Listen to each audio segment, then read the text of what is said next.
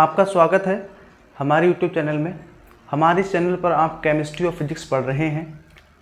हमारा ये जो चैनल है वो हिंदी मीडियम में पढ़ने वाले विद्यार्थियों के लिए है। जो अपनी पढ़ाई फिजिक्स या केमिस्ट्री हिंदी में पढ़ रहे हैं वो हमारे इस चैनल के माध्यम से पढ़ सकते हैं।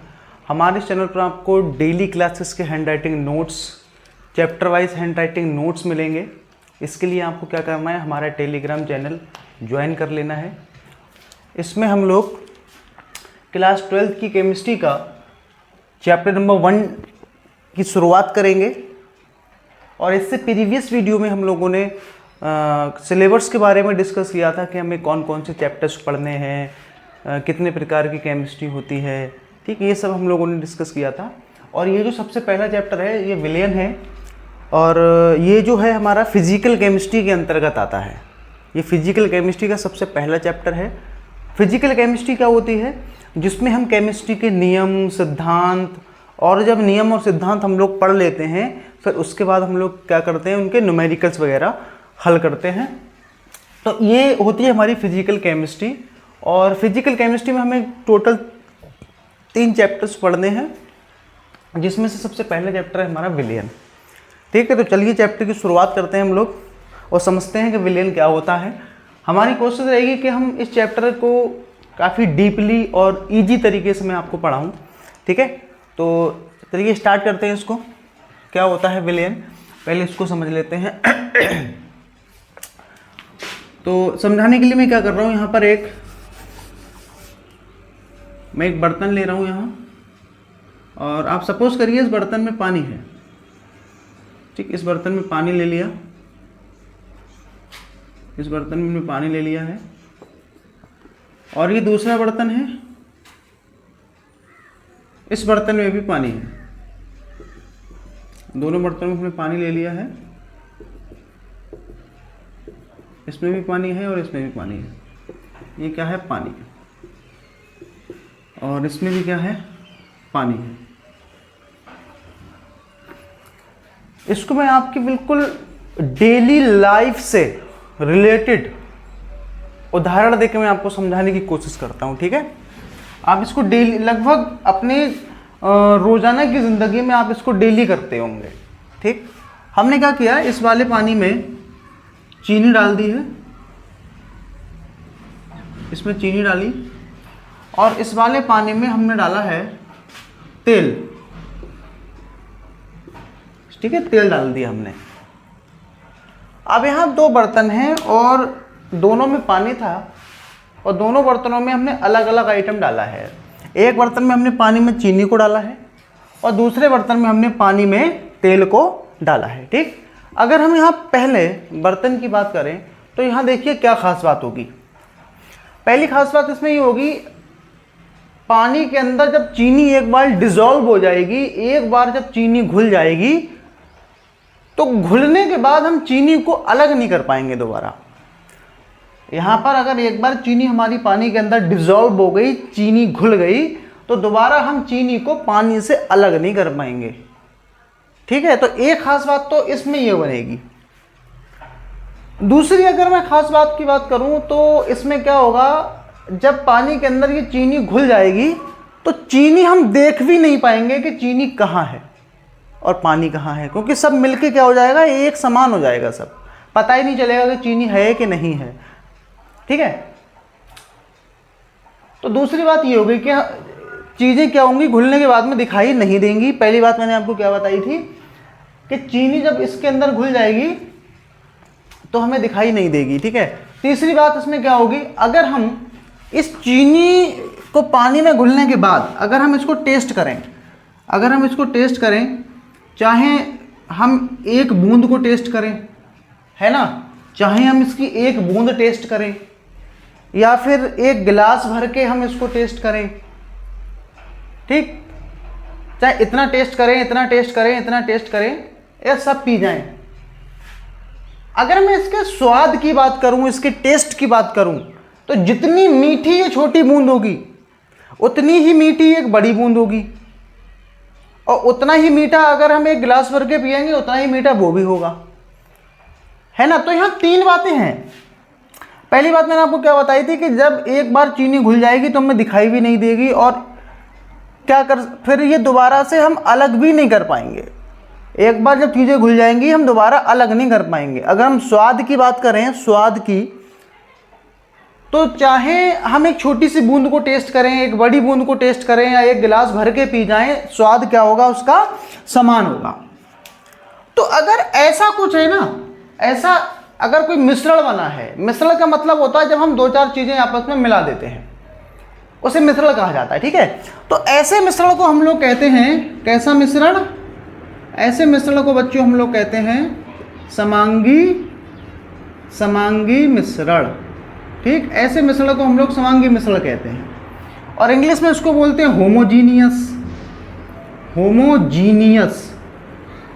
Homogeneous mixture. ठीक, होमोजीनियस मिक्सचर। तो होमोजीनियस समांगी मिश्रण क्या होता है, जिसमें चीजें घुलने के बाद अलग नहीं होती हैं।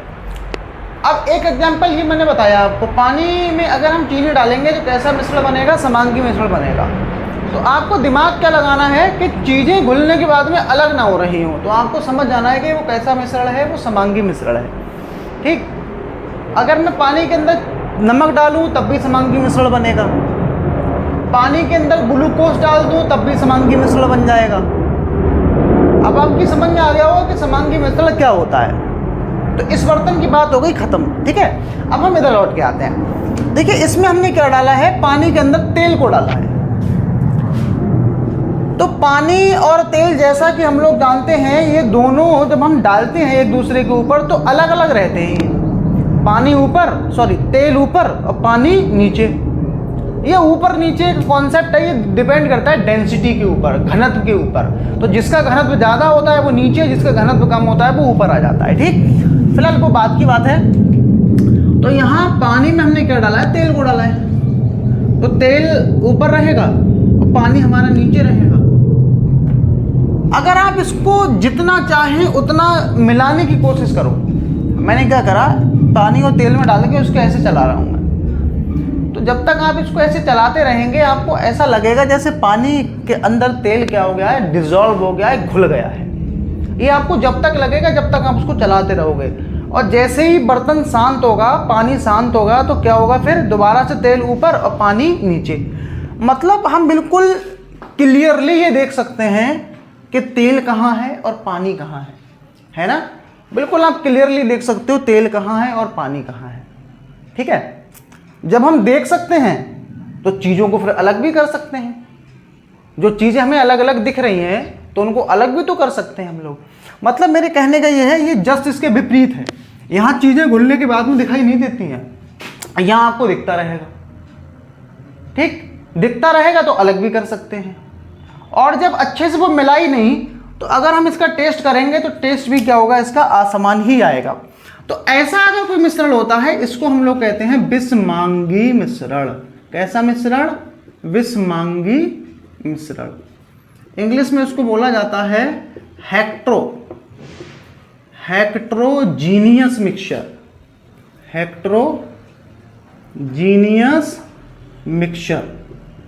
हेक्ट्रोजीनियस मिक्सचर। ठीक है, अगर हम इसके और उदाहरण की बात करें तो पानी में अगर आप डाल दो रेत, पानी में आप रेत डाल दो तो आप जानते हो कि रेत कहाँ के बैठती है, नीचे आके बैठ जाती है रेत। अगर आप उसको हिलाओगे तो पानी थोड़ा सा गंदा हो जाएगा, और जब तक हिलाते रहोगे तो आपको ऐसा लगेगा जैसे रेत जो है पानी के अंदर घुल गई है। और जैसे ही पानी शांत होगा, कुछ समय के बाद आप देखना दोबारा से रेत नीचे आ जाएगी और पानी ऊपर पहुंच जाएगा। मतलब हम क्लियरली देख सकते हैं कहाँ रेत है और कहाँ पानी है। और जो चीज़ें हम क्लियरली देख सकते हैं उनको अलग भी कर सकते हैं। ठीक है, तो ये हमारा होता है कैसा मिश्रण, विषमांगी मिश्रण। तो आई होप आपके समांगी मिश्रण और विषमांगी मिश्रण आपकी समझ में आ गया होगा।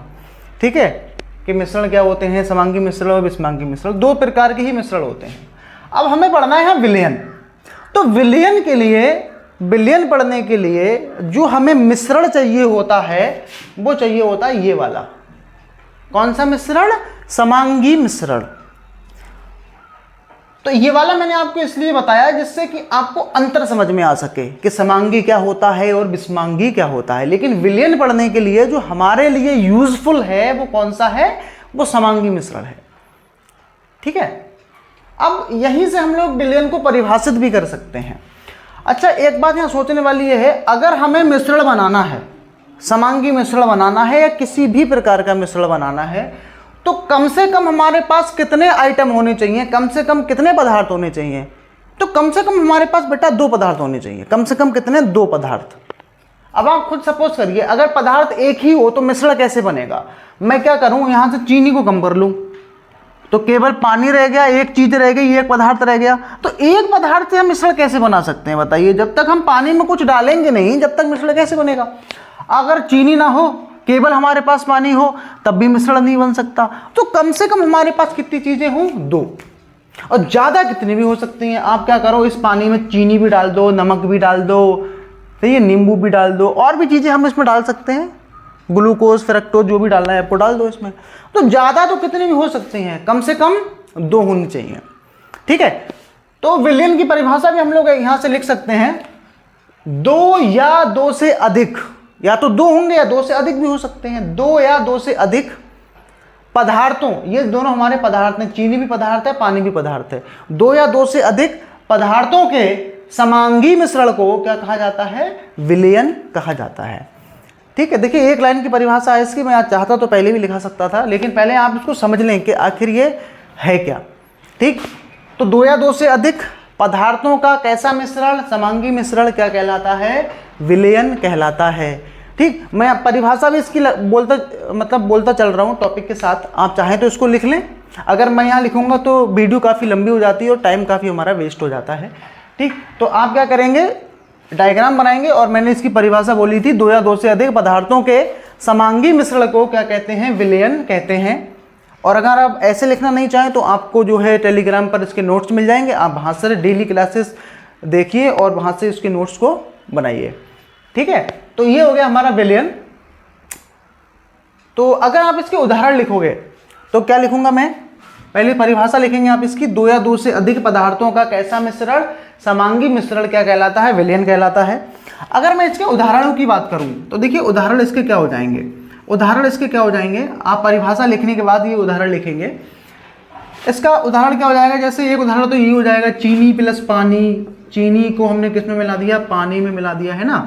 और भी आप मिला सकते हो, जैसे आपने क्या किया, नमक ले लिया, नमक को मिला दो पानी में, नमक प्लस पानी।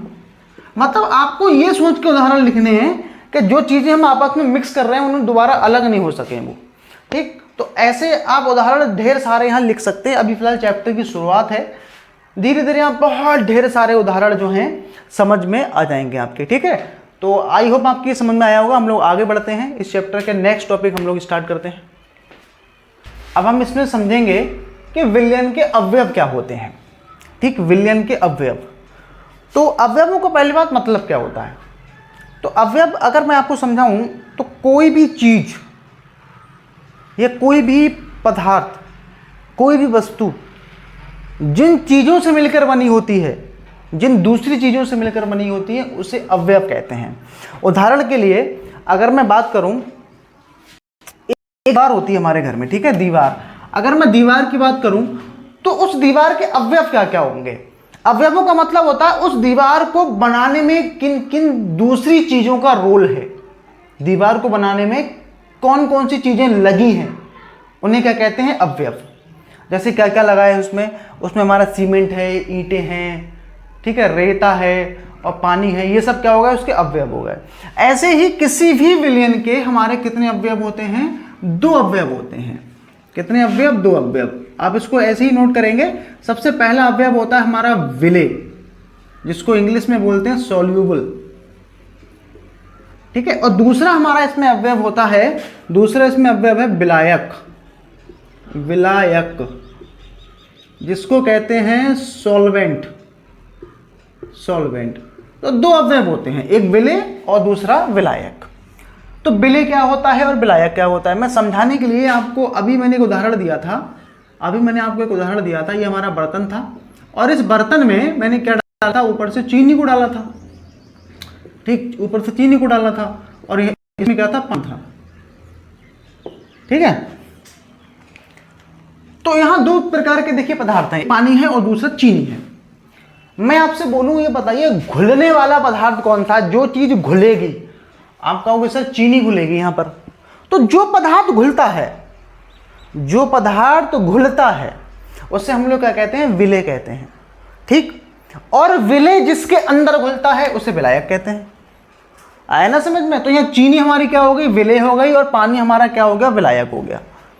ठीक है, तो एक तरीका तो ये होता है पहचानने का, मैं इसके नीचे लिख भी देता हूं। विलेय हमारा क्या होता है, विलेय हमारा होता है जो पदार्थ क्या होता है, जो पदार्थ घुलता है, जो पदार्थ क्या होता है, घुलता है।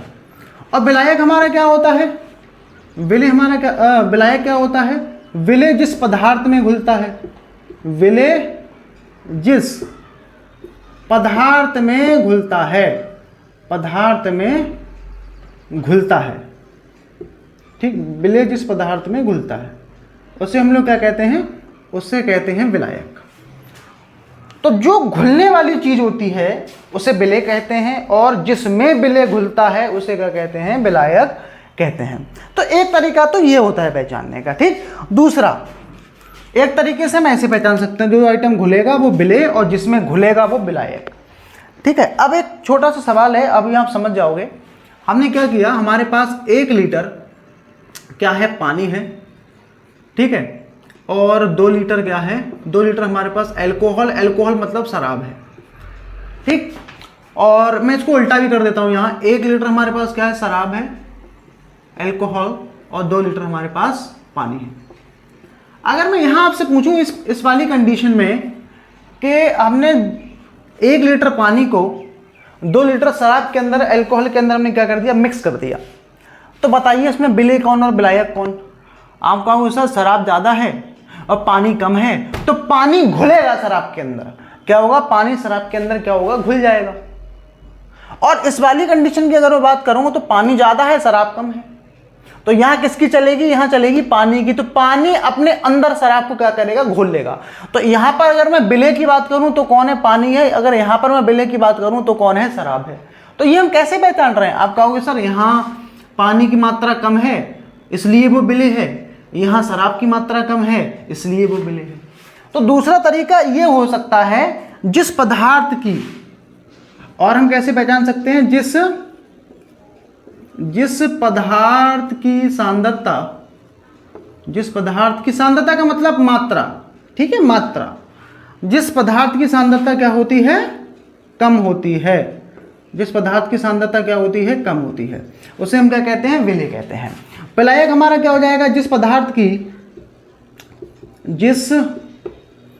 जिस पदार्थ की सांद्रता, जिस पदार्थ की सांद्रता क्या होती है, अधिक होती है, अधिक, जिस पदार्थ की सांद्रता क्या होती है, अधिक होती है। ठीक है, उसे हम क्या कहते हैं, विलायक कहते हैं। तो अब आप पहचान लेंगे इसमें कि विलेय कौन है और विलायक कौन है। ठीक, हमने क्या करा, पानी के अंदर नमक को डाल दिया, पानी में क्या डाला हमने, नमक डाला। तो घुलने वाला आइटम कौन है, घुलने वाला आपका वो सर नमक है, तो नमक हमारा क्या है, विलेय है, और पानी हमारा क्या हो जाएगा, उसमें वो विलायक हो जाएगा।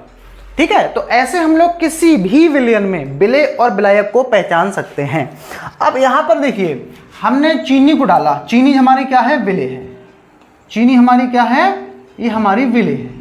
ठीक, और किस में डाला हमने, विलायक में। मैं क्या कर रहा हूँ, प्लस विलायक। तो विलेय प्लस विलायक हमारा क्या बनेगा, समांगी मिश्रण, और इसी समांगी मिश्रण को हम लोग क्या कहते हैं, विलयन। ठीक है, तो ये हमारा क्या हो गया, एक रिलेशन हो गया। विलेय जब विलायक के साथ मिलता है तब क्या बनाता है, विलयन। ठीक, विलेय प्लस विलायक इक्वल टू विलयन। ठीक है, तो आगे बढ़ते हैं, हम लोग इसके प्रकार वगैरह डिस्कस कर लेते हैं। अगर किसी भी प्रकार के कोई टॉपिक आपकी समझने में दिक्कत हो तो आप उसको कमेंट्स के माध्यम से भी पूछ सकते हैं। ठीक, तो आगे हम लोग इसमें बढ़ते हैं, विलयन के प्रकार हम लोग डिस्कस कर लेते हैं। आगे हम इसमें पढ़ेंगे विलयनों के प्रकार, टाइप्स ऑफ सॉल्यूशंस, कितने प्रकार के होते हैं विलयन, ये हम लोग डिस्कस कर लेते हैं।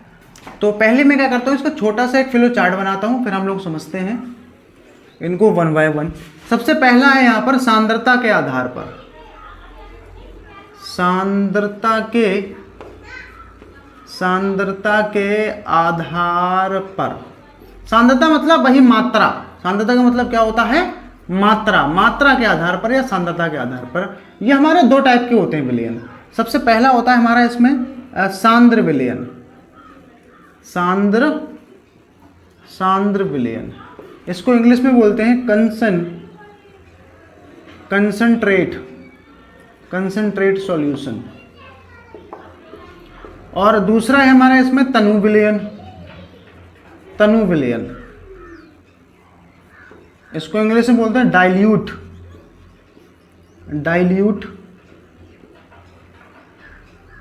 Dilute solution. तो सांद्र विलयन हमारे क्या होते हैं और तनु विलयन देखिए हमारे क्या होते हैं। सांद्र का मतलब होता है गाढ़ा, जो थिक होता है ना उसे कहते हैं गाढ़ा। और तनु का मतलब होता है पतला, तनु का मतलब क्या होता है, पतला। और सांद्र का मतलब क्या होता है, गाढ़ा। अब आप खुद बताइए, अगर कोई चीज गाढ़ी है तो गाढ़ी वो कैसे बनी होगी। अगर हमें किसी भी चीज को गाढ़ा करना है तो क्या करें। मैं आपको छोटा सा उदाहरण दे रहा हूं। हम क्या कर रहे हैं, हमारे पास ये पानी है, ठीक है, हमारे पास ये पानी है, इसमें हमने क्या डाल दिया, चीनी को डाल दिया। मैं आपसे बोलूं इसको गाढ़ा करो, क्या करो, गाढ़ा करो। गाढ़ा करने का मतलब आप किसको बढ़ाओगे, चीनी बढ़ाओगे कि पानी बढ़ाओगे, चीनी बढ़ाओगे कि पानी बढ़ाओगे। अगर मैं चीनी की बात करूं तो ये बच्चों विलायक हो जाएगी हमारी, सॉरी विलय हो जाएगी। और पानी हमारा क्या हो जाएगा, ये हमारा विलायक हो जाएगा, ये हमारा क्या हो जाएगा, विलायक हो जाएगा। अगर मैं आपसे पूछूं कि इसको गाढ़ा करो तो आप क्या करेंगे, आप कहोगे सर इसमें चीनी बढ़ाओ, मतलब क्या बढ़ाओ, विलय बढ़ाओ, यही तो करोगे। तो इसमें हमें क्या करना पड़ेगा, विलय की मात्रा को बढ़ाना पड़ेगा, विलायक से ज्यादा करना पड़ेगा हमको, है ना, तभी तो होगा ये गाढ़ा। तो इसमें हम लोग सांद्र विलयन क्या होते हैं, ऐसे विलयन जिनमें विलय की सांद्रता विलायक की सांद्रता से अधिक होती है, उन्हें हम क्या कहते हैं, सांद्र विलयन। क्या कहते हैं उसको, सांद्र विलयन। ठीक, ऐसे विलयन जिनमें विलय की सांद्रता या विलय की मात्रा भी आप बोल सकते हैं, ऐसे विलयन जिनमें विलय की सांद्रता विलायक की सांद्रता से अधिक होती है, उससे हम क्या कहते हैं, सांद्र विलयन कहते हैं। या आप इसको ऐसे भी बोल सकते हो, ऐसे विलयन जिनमें विलायक की सांद्रता विलय की सांद्रता से कम होती है, ये भी बात वही है। ठीक, अब बात करते हैं हम लोग तनु विलयनों की। तनु का मतलब होता है पतला। अब आप सपोज करिए ये गाढ़ा है, हमारे पास गाढ़ा है, इसको पतला करना है। पतला कैसे करोगे, चीनी बढ़ाओगे कि पानी बढ़ाओगे। आप कहोगे सर पानी बढ़ाओगे तब होगा पतला। पानी बढ़ाया मतलब क्या बढ़ा दिया आपने, विलायक बढ़ा दिया। तो विलायक बढ़ाने से हमारे कौन से विलयन बन जाएंगे, तनु विलयन। तो अब मैं क्या बोलूंगा यहाँ पर, ऐसे विलयन जिनमें विलायक की सांद्रता विलय की सांद्रता से अधिक होती है, उन्हें हम क्या कहते हैं, तनु विलयन। इन दोनों की परिभाषाएं आप चाहें तो यहां पर भी लिख सकते हो, वरना आपको नोट्स में तो मिल ही जाएंगी। ठीक है, तो मैं यहां से क्या कर रहा हूं, इसको हटा रहा हूं। अब मैं इसका दूसरा टाइप डिस्कस कर रहा हूं इसका। तो सांद्र विलयन और तनु विलयन आपके समझ में आए होंगे। इसका मतलब होता है गाढ़ा, और जैसे दिमाग में आएगा गाढ़ा, आप उसको समझ जाओगे कि हाँ गाढ़ा हम कैसे बनाते हैं। ऐसे विलयन जिनमें विलय की सांद्रता विलायक की सांद्रता से ज्यादा होती है, सांद्र विलयन कहलाते हैं। और तनु क्या होते हैं, मतलब पतले। पतले कब होंगे, जब पानी की मात्रा ज्यादा हो। ऐसे विलयन जिनमें विलायक की सांद्रता विलय की सांद्रता से अधिक होती है, उन्हें क्या कहते हैं, तनु विलयन। उसके बाद यहाँ पर दूसरा टाइप हम लोग डिस्कस करते हैं संख्या के आधार पर। संख्या के आधार पर, संख्या के आधार पर। ठीक, दूसरा टाइप हमारा ये है संख्या के आधार पर। देखिए संख्या के आधार पर कौन कौन से होते हैं हमारे, एक अंगी विलयन। कौन से, एक अंगी विलयन, एक अंगी। नंबर 2 द्विअंगी विलयन, द्विअंगी। इसके बाद आएगा त्रिअंगी विलयन। ठीक, ऐसे और ढेर सारे और भी हो सकते हैं, चतुरंगी, पचंगी, छंगी, ऐसे हो सकते हैं और भी। ठीक है, तो बस 3 ही हम लोग पढ़ेंगे और 3 से ही आप समझ जाओगे। ठीक, एक अंगी क्या होते हैं, द्विअंगी क्या होते हैं, त्रिअंगी क्या होते हैं। अच्छा, यहाँ पर एक अंगी, इसके नाम में यह मतलब किसी चीज एक पदार्थ की बात चल रही है। यहाँ द्विअंगी का मतलब दो पदार्थ, त्रिअंगी का मतलब तीन पदार्थ, मतलब तीन चीजें। अब आप खुद सोचिए, यहां पर यहां लिखा है एक अंगी विलयन, मतलब किसी विलयन को बनाने के लिए हमारे पास केवल एक चीज है, एक अंग है। तो सोचने वाली बात यह है कि हम केवल एक चीज से कोई विलयन बना सकते हैं क्या? आप कहोगे सर एक चीज से तो विलयन बनेगा ही नहीं, कम से कम दो चीजें हमारे पास होनी चाहिए, अभी परिभाषा मैंने आपको बताई थी। तो एक अंगी विलयन आप याद रखिएगा कभी भी पॉसिबल नहीं हो सकते हैं। अब आप खुद सोचिए, हमारे पास केवल एक चीज है, पानी है, चीनी नहीं है या नमक नहीं है, तो पानी में कुछ तो डालोगे तभी तो विलयन बनेगा। अब पानी हमारे पास केवल एक ही तो है, एक अंगी तो है, तो एक अंगी विलयन कभी भी पॉसिबल ही नहीं करते हैं, हो ही नहीं सकता एक अंगी विलयन। ठीक है, तो इसलिए मैंने यहाँ पर कट लगा दिया है। ठीक, लिखा मैंने इसलिए है एक अंगी, जिससे आपको पता चलेगा एक अंगी क्यों नहीं होता है। मैं डायरेक्ट दो अंगी लिखता, आप थोड़ी कंफ्यूज हो जाते हैं कि एक अंगी क्यों नहीं लिखा गया यहाँ पर। ठीक, उसके बाद बात करते हैं द्विअंगी। आप एक चीज याद रखिएगा, किसी भी विलयन में विलायक हमेशा एक ही होता है, और जो विलय होते हैं ना, घुलने वाली चीजें जो विलय होते हैं वो कितने भी हो सकते हैं, 1 2 3 4 5 6 7 कितने भी हो सकते हैं, लेकिन विलायक हमेशा एक ही होता है। ठीक, अब यहां लौट के आते हैं द्विअंगी विलयन। द्विअंगी मतलब कोई चीजें दो होंगी इसमें, तो दो क्या क्या होंगी, एक हमारा विलय होगा और एक हमारा विलायक हो जाएगा। ऐसे विलयन जिनमें एक विलय और एक विलायक होता है द्विअंगी कहलाते हैं। अब त्रिअंगी की बात करते हैं। त्रिअंगी में मैंने आपको पहले बता दिया कि विलायक हमेशा एक होगा, तो ऐसे विलयन जिनमें एक विलायक और त्रिअंगी है, मतलब तीन कर रहे हैं, तो एक तो विलायक हो गया हमारा और दो क्या हो जाएंगे, दो हमारे विलय हो जाएंगे।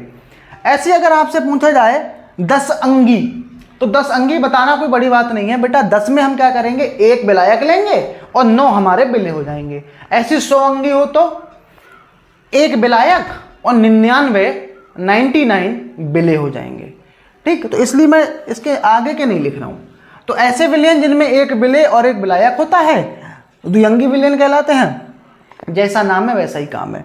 ऐसे विलयन जिनमें एक विलायक और दो विलय होते हैं त्रिअंगी विलयन कहलाते हैं। ठीक, ये आपकी अच्छे से समझ में आ गया होगा। उसके बाद आगे हम लोग चलते हैं, हम लोग, आप चाहें तो इसमें साथ साथ लिखते भी चलें। उसके बाद है इसमें भौतिक अवस्थाओं के आधार पर, भौतिक अवस्थाओं के आधार पर, भौतिक अवस्थाओं के आधार पर। ठीक है, भौतिक अवस्थाओं के आधार पर, इसको हम लोग अलग से पढ़ेंगे भौतिक अवस्थाओं के आधार पर। तो आपके अच्छे से समझ में आ गए होंगे सांद्र विलयन क्या होते हैं, तनु विलयन क्या होते हैं, एक अंगी, द्विअंगी, त्रिअंगी अच्छे से समझ में आए होंगे। ठीक, अब हम इसमें पढ़ेंगे भौतिक अवस्थाओं के आधार पर विलयनों के प्रकार। इसमें तीसरा टाइप हम लोग डिस्कस करेंगे, भौतिक अवस्थाओं के आधार पर विलयनों के प्रकार। ठीक, तो पहले इसका एक छोटा सा टेबल हम लोग बनाते हैं और फिर उसको 1 बाय 1 हम लोग डिस्कस करेंगे। ठीक है, भौतिक अवस्थाओं के आधार पर, भौतिक अवस्थाओं के आधार पर विलयनों के प्रकार। तो देखिए भौतिक अवस्थाएं हमारी क्या होती है, पहले इसको समझ लेते हैं फिर आगे बढ़ते हैं इसमें। भौतिक अवस्थाओं के आधार पर, तो भौतिक अवस्थाएं देखिए कौन कौन सी होती हैं। भौतिक अवस्थाएं हमारी 3 होती हैं, मतलब किसी भी पदार्थ जो हमें प्रकृति में मिलता है वो 3 अवस्थाओं में मिल सकता है। या कैसा होगा वो, या तो ठोस हो सकता है, या फिर गैस हो सकता है, या फिर क्या हो सकता है, वो एक द्रव हो सकता है। ठीक है, तो ये हमारी भौतिक अवस्थाएं होती हैं। तो इसमें हम पढ़ने के वाले में आपको ये बता दूं, हम लोग क्या करेंगे, किसी विलय को पता कैसा लेंगे, ठोस लेंगे, और उस ठोस पदार्थ को हम लोग किसी गैस में घोलेंगे। और उसका एक उदाहरण बताना है हमें कि मतलब ठोस को गैस में घोला जाए, मतलब घुलने वाली आइटम हमारी कैसी हो, ठोस अवस्था में हो, और विलायक हमारा कैसा हो, गैस की अवस्था में हो, और इसका एक उदाहरण बताना है। ऐसे ही हम लोग क्या करेंगे, इस ठोस को घोलेंगे द्रव में, फिर हम लोग क्या करेंगे, गैस को घोलेंगे ठोस में, फिर गैस को घोलेंगे द्रव में, ऐसी द्रव को घोलेंगे हम ठोस में, ऐसे हम कर करके देखेंगे इसमें। ठीक है, ये हमारी क्या है, भौतिक अवस्थाएं। अभी आपकी समझ में आ जाएगा मैं क्या बताना चाह रहा हूँ। तो ये हमारी भौतिक अवस्थाएं हो गई, ठोस, द्रव, गैस। तो इधर मैं क्या लिख रहा हूँ, SR नंबर आ जाएगा यहाँ पर, और इधर क्या आ जाएगा, विलयन का प्रकार। यहाँ पर क्या आ जाएगा, प्रकार, यहाँ मैंने लिख दिया विलयन का प्रकार, विलयन का, इधर आ जाएगा हमारा विलयन का प्रकार, ठीक है।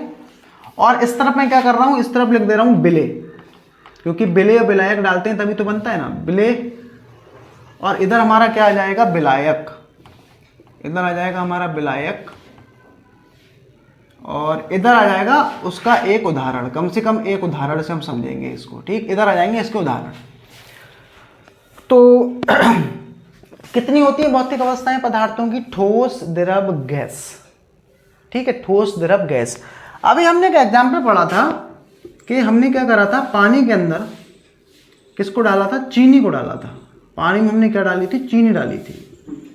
तो पानी में क्या डाला हमने, चीनी को।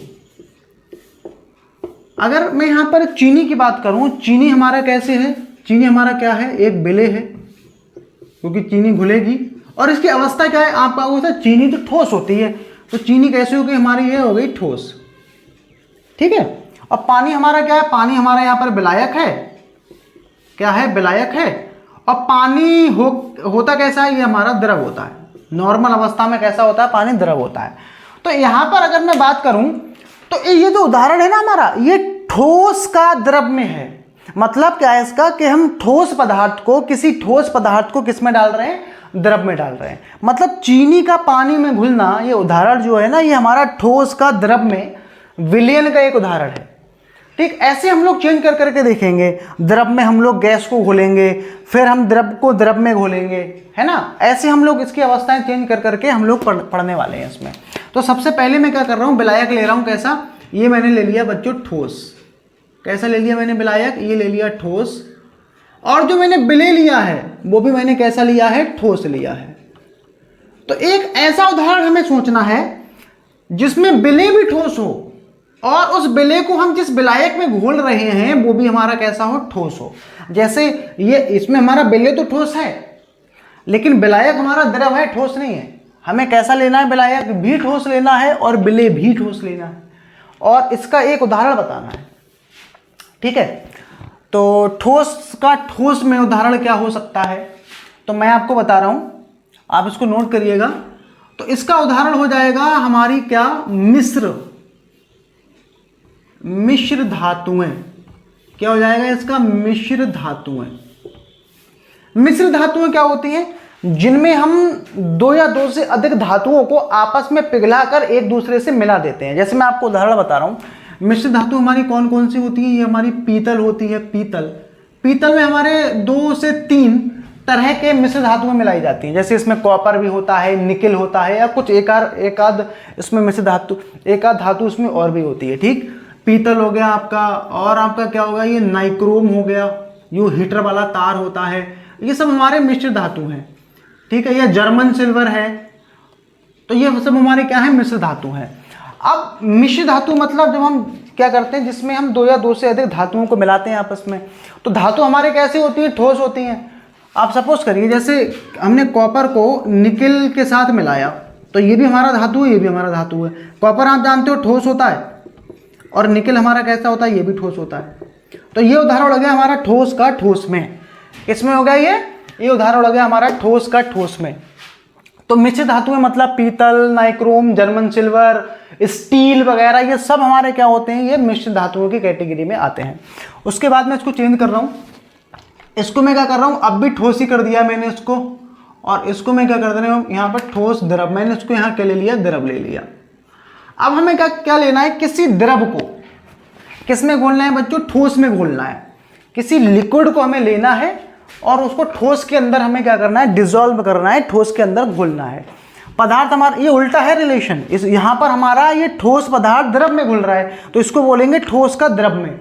लेकिन हमें उल्टा बताना है, हमें क्या करना है, द्रव को ठोस में घोलना है, ठीक है। तो इसका उदाहरण देखिए, मैं आपको बता रहा हूँ, इसका उदाहरण हो जाएगा हमारा अमलगम। क्या हो जाएगा इसका उदाहरण, अमलगम। आपने ये क्लास 10th में ये पढ़ा होगा, इसका नाम तो कम से कम सुना होगा, अमलगम। तो देखिए अमलगम क्या चीज़ होती है, तो इसमें हमारा द्रव का ठोस में उदाहरण हो जाएगा अमलगम। तो अमलगम हमारा क्या होता है, जब हम मरकरी धातु को किसी दूसरी धातु के साथ मिला देते हैं तो हमारा अमलगम बनता है। तो मरकरी हमारी धातु होने के बाद भी कैसी होती है, ये द्रव अवस्था में होती है। और धातु हमारे कैसे होते हैं, वो हमारे ठोस होते हैं। तो अमलगम हमारा उदाहरण बनेगा द्रव का ठोस में। अगर हम बात करें यहाँ, अगर हम Hg को, मरकरी को सोडियम के साथ मिलाएंगे तो उसे बोलेंगे सोडियम अमलगम। जिंक के साथ मिलाओगे तो जिंक अमलगम। मैग्नीशियम के साथ मिलाओगे तो मैग्नीशियम अमलगम। ठीक है, आगे हम लोग इसमें पढ़ते हैं। आगे हो जाएगा इसमें ये ठोस, और इधर मैंने ले लिया इसको गैस। ठोस का गैस में विलयन। तो किसी गैस को हमें इस बार ठोस में घोलना है। तो इसका उदाहरण मैं आपको बता रहा हूँ। हम लोग इसमें पढ़ेंगे डी और एफ ब्लॉक। आगे एक चैप्टर है हमारा डी और एफ ब्लॉक के तत्व, उसमें हम लोग पढ़ेंगे। तो डी ब्लॉक के तत्वों में एक गुण होता है। मैं कुछ डी ब्लॉक के तत्वों के पहले नाम बता रहा हूँ आपको। जैसे कॉपर हो गया, चांदी है, सोना है, जिंक है, निकल है। ठीक है, ये सब हमारे जो हैं डी ब्लॉक के तत्व कहलाते हैं। या पीडी हो गया, पैलेडियम, ये सब हमारे जो हैं डी ब्लॉक के तत्व हैं। इन तत्वों में एक खास बात होती है। क्या खास बात होती है? इनके जो परमाणुओं के आकार होते हैं वो लगभग एक दूसरे के बराबर होते हैं। जब ये जुड़ते हैं ना आपस में परमाणु, तो देखिए क्या होता है, ये कुछ ऐसा वो देखने को मिलता है। डी ब्लॉक के तत्वों में ही होता है ये केवल। आप यहाँ पर ये देख पा रहे होंगे, 4 परमाणु मिलने के बाद ये बीच में आपको ये जगह खाली दिख रही होगी, ये वाली।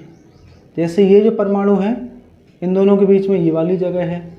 ये 2 परमाणु हैं, इन दोनों के बीच में ये वाली जगह है। इस जगह को हम लोग बोलते हैं, इस स्थान को हम लोग बोलते हैं अंतराकाशी स्थान। होता क्या है, जब हम इसके ऊपर किसी हल्की गैस मतलब ये हो गया हमारे पास हाइड्रोजन, सबसे हल्की गैस होती है ये। हल्की गैस को इसके ऊपर डाल देते हैं तो ये गैस क्या होती है, इस अंतराकाशी स्थान में चली जाती है। इसमें चली जाती है ये, इसके अंदर चली गई। तो आप देख सकते हैं हाइड्रोजन हमारी क्या है, एक प्रकार की गैस है। और ये क्या है, ये हमारे ठोस पदार्थ हैं। तो इसका उदाहरण ये हो जाएगा हाइड्रोजन का।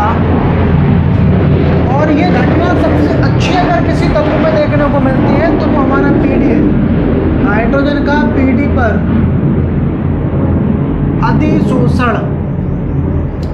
अधिशोषण भी लिख सकते हैं, या आप इसको लिख सकते हो हाइड्रोजन का पीडी के साथ विलयन। ठीक है, तो ये हो गए हमारे तीनों कंडीशन किसके लिए, ठोस के लिए। ठीक, तो मैं इसको यहाँ मिटा दे रहा हूँ। तो हाइड्रोजन का पीडी पर अधिशोषण, हाइड्रोजन हमारी गैस हो जाएगी और पीडी हमारा कैसा हो जाएगा, ये ठोस हो जाएगा। अब इधर हम बात कर लेते हैं विलयन के प्रकार की। जब हम ठोस को ठोस में मिला रहे हैं तब हमारा विलयन बनेगा। उस विलयन की अवस्था क्या होगी, देखिए ठोस को ठोस में मिलाया, मिश्र धातु बनी। मिश्र धातु हमारी कैसी होती हैं, ये भी ठोस होती हैं। द्रव को ठोस में मिलाएंगे, अमलगम बनेगा। अमलगम हमारा कैसा होता है, ठोस होता है। मतलब विलयन की अवस्था भी क्या आएगी, ठोस आएगी। आपको सिर्फ इतना याद रखना है, विलयन की अवस्था जैसी होगी, विलायक की अवस्था जैसी होगी, उसी प्रकार का विलयन बनेगा। जैसे यहाँ विलायक हमारे कैसे हैं, ठोस हैं, तो यहाँ तीनों हमारे कैसे विलयन होंगे, ये तीनों हमारे होंगे ठोसीय विलयन। कैसी अवस्था के विलयन होंगे, ये हमारे ठोसीय अवस्था में होंगे तीनों। और ये 3 हो गए हमारे, 1 2 3। उसके बाद हम क्या करते हैं, इसको चेंज कर लेते हैं। अभी तक हमने ये तीनों ठोस लिए थे, अब मैं इसको द्रव कर लेता हूँ। अब यहाँ मैं कर रहा हूँ ठोस। अब हमें क्या करना है, किसी ठोस को द्रव में घोलना है। तो ये तो बहुत सरल है, चीनी ले लो, चीनी प्लस पानी, या फिर नमक प्लस पानी, ग्लूकोज प्लस पानी, या फिर यूरिया प्लस पानी, ये सब किसके उदाहरण हो जाएंगे, ठोस का द्रव में। तो चीनी हमारी ठोस हो गई, और चीनी हम किस में डाल रहे हैं, पानी में हमारा क्या हो गया, द्रव हो गया। नेक्स्ट मैंने कर दिया इसको द्रव। इसको भी मैं कर देता हूँ द्रव। अब हमें द्रव को द्रव में घोलना है, द्रव को द्रव में, तो मतलब तो लिक्विड आपस में घोलने हैं। तो हमने क्या कर दिया, एल्कोहल ले लिया। एल्कोहल का मतलब शराब, ये आ गया हमारा एल्कोहल प्लस पानी, एल्कोहल प्लस पानी। तो एल्कोहल भी हमारा द्रव होता है और पानी भी हमारा द्रव होता है, ठीक है। नेक्स्ट हमारा इसमें हो जाएगा, अब हमें किसी गैस को घोलना है द्रव के अंदर। बेले लेनी है गैस, विलायक लेना है द्रव। तो इसका उदाहरण देखिए क्या होगा, ये थोड़ा बता पाना पहली बार में मुश्किल हो जाएगा, लेकिन मैं आपको बता रहा हूँ। इसका उदाहरण होता है सोडा वाटर। सोडा वाटर क्या होता है, इसको इंग्लिश में बोलते हैं कार्बोनेटेड वाटर। इसमें हम लोग क्या करते हैं, जितनी भी हमारी कोल्ड ड्रिंक्स होती हैं उन सभी में सोडा वाटर डाला जाता है। अब ये होता क्या है, इसको बनाते कैसे हैं, इसमें देखिए हम लोग क्या करते हैं। सबसे पहले एक गैस हमें चाहिए होती है, कार्बन डाइऑक्साइड CO2। ये क्या होती है, जैसा कि हम लोग जानते हैं ये गैस है। तो गैस का जुगाड़ तो हो गया हमारे पास। अब इस गैस को हम लोग घोलते हैं किसके अंदर, H2O के अंदर। और H2O हमारा कैसा होता है, लिक्विड होता है। तो ये होता है हमारा सोडा वाटर। मतलब कार्बन डाइऑक्साइड गैस को हम लोग जल के अंदर क्या करते हैं, डिसॉल्व करते हैं, घोलते हैं, ठीक। तो ये हमारा उदाहरण किसका हो जाएगा, गैस का द्रव में। तो ये गैस हमारी घुली होती है किसके अंदर, पानी के अंदर। तो ये हमारे 3 हो गए किसके लिए, ये हो गए 3 द्रव के लिए। अब हमारा विलायक कैसा है, द्रव की अवस्था में। तो जितने विलयन बनेंगे सब कैसे बनेंगे, ये हमारे द्रव्य अवस्था में होंगे। अब ऐसे भी आप देख सकते हैं, चीनी प्लस पानी, चीनी जब पानी में मिल जाती है तो जो विलयन बनता है वो भी हमारा तरल अवस्था में ही होता है, ठीक है। द्रव को द्रव में मिलाओगे तो तरल अवस्था में मिलेगा, मतलब सबकी द्रव अवस्था होगी। विलायक देखो, जैसा विलायक वैसी अवस्था। ये हो गया 5वां, ये हो गया 6ठा। अब आगे बढ़ते हैं, इसमें 7वां करते हैं। ये ठोस हो गया, द्रव हो गया। अब मैं इधर कर देता हूँ गैस, और इधर मैं ले लेना हूँ ठोस। अब हमें क्या करना है, किसी ठोस को गैस में डिसॉल्व करना है। तो ठोस पदार्थ हमारा क्या हो सकता है, देखिए ठोस पदार्थ हमारा हो सकता है, मैं इसका उदाहरण दूंगा आपको। तो आपने कपूर देखा होगा, तो कपूर की जो वाइट कलर की जो गोली होती है उससे समझते हैं इसको।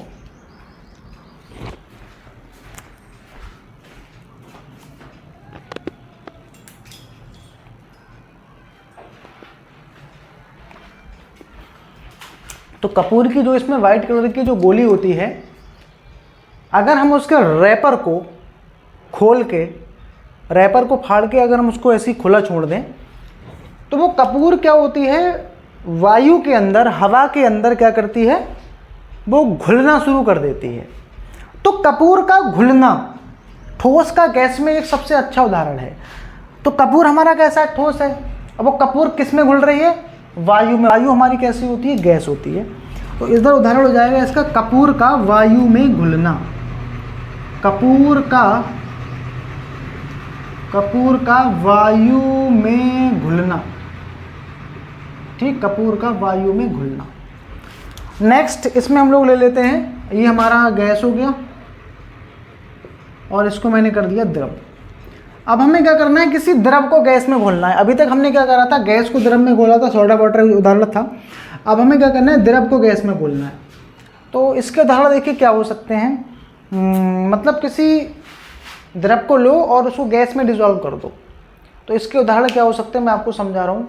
जैसे हम लोग क्या करते हैं, कपड़े धोने के बाद जब हम उसको डालते हैं सूखने के लिए, तो गीले कपड़ों में क्या होता है, पानी होता है, पानी मतलब द्रव। और जब हम उसको डालते हैं सूखने के लिए, तो हवा जो चल रही है वो उस पानी को क्या कर लेती है, एब्जॉर्ब कर लेती है, उसको सोख लेती है। तो हवा हमारी कैसी हो गई, गैस हो गई। मतलब कपड़ों का वायु में सूखना, ये द्रव का गैस में एक उदाहरण है, ठीक। दूसरा मैं आपको बता सकता हूँ, जैसे हम लोग बॉडी स्प्रे होते हैं, परफ्यूम वगैरह, उसके अंदर हमारा क्या होता है, लिक्विड होता है, द्रव होता है। आप उसको ऐसे पकड़ के हिलाओगे तो आपको महसूस भी होगा कि हाँ इसमें पानी जैसा कुछ भरा हुआ है। और जैसे ही हम उसका पिस्टन दबाते हैं तो उसके अंदर से जो निकलता है वो हमारा तुरंत के तुरंत किस में घुल जाता है, गैस में घुल जाता है। तो ये हमारे सब उदाहरण किसके हो गए, ये हमारा द्रव का गैस में हो गया। तो मैं यहाँ लिख सकता हूँ क्या, कपड़ों का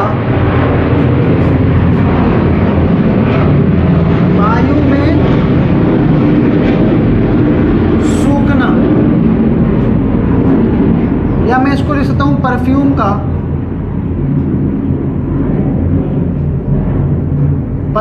का हवा में उड़ना, उड़ जाना, हवा में उड़ जाना। ठीक, तो ये हमारा उदाहरण किसके हो गए? द्रव के गैस में। तो ये हमारा 8वां हो गया। एक लास्ट हमारा इसमें बचा है जो कि हम घोलेंगे किसको? गैस को गैस में डिसॉल्व करेंगे, गैस को गैस के अंदर क्या करेंगे? घोलेंगे।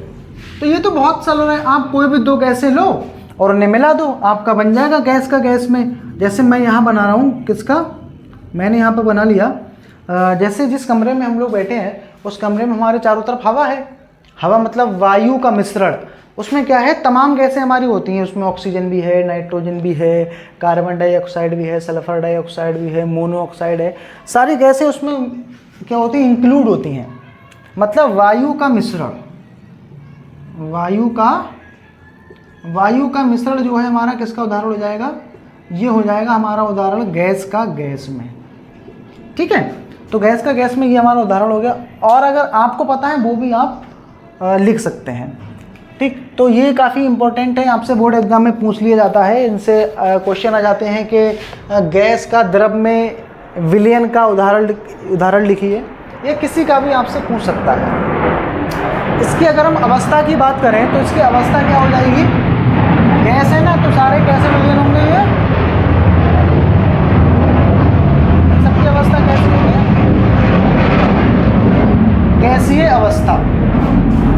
ठीक है, तो आपसे कैसी भी क्वेश्चन आ सकता है। हो सकता है वो आपसे ऐसे पूछ ले कि सोडा वाटर किस टाइप का विलयन है?